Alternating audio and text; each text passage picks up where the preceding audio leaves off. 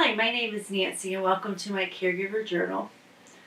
I have learned as a caregiver that you never know what's going to happen, and we experienced that over Christmas. My son unexpectedly was here during the Christmas holiday along with our daughter, and so we were heading into Christmas Eve, Christmas. I was off from work, Dan was feeling good, things were going great.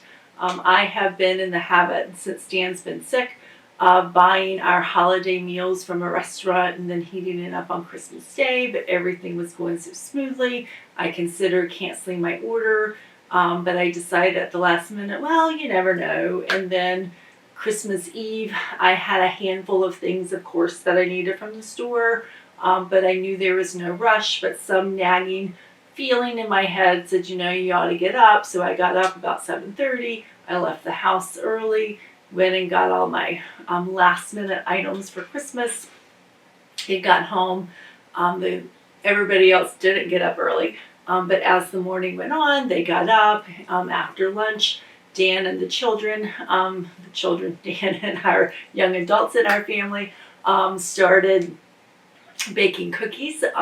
Dan's mother passed away a few weeks before Christmas, and her tradition all during Dan's growing up years was making hundreds of Christmas cookies.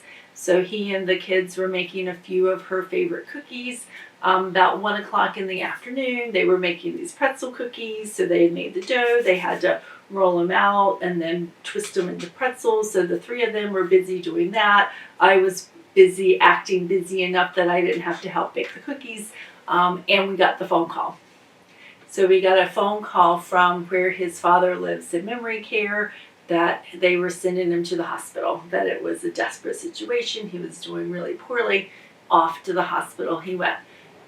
So we literally dropped everything that we were doing. We've gotten very good at leaving the house in 3 minutes.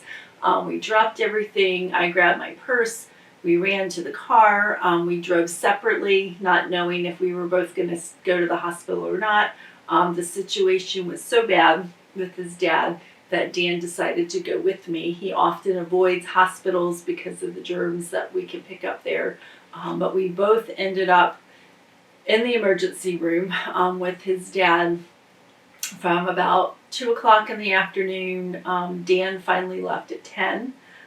During that day, we moved his dad into hospice care.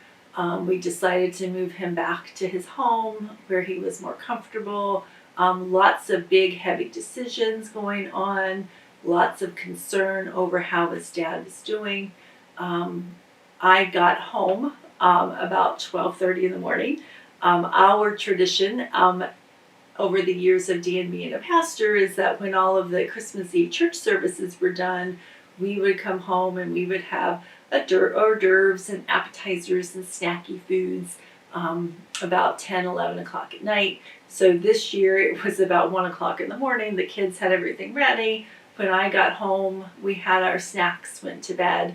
Thankfully, the next day, Dan's dad was doing a little better. But I've learned that I can't procrastinate. I have to have everything planned, ready. I have to have plan B ready to go, but you just don't know what's going to happen. So you have to plan ahead. You can't leave things to the last minute because in my life, crisis is going to happen. And the best thing I can do to get through it is to be prepared with the rest of my life so that I can concentrate on that crisis and not have to worry about other things. So procrastination doesn't work, but planning ahead can sometimes make things a little bit easier.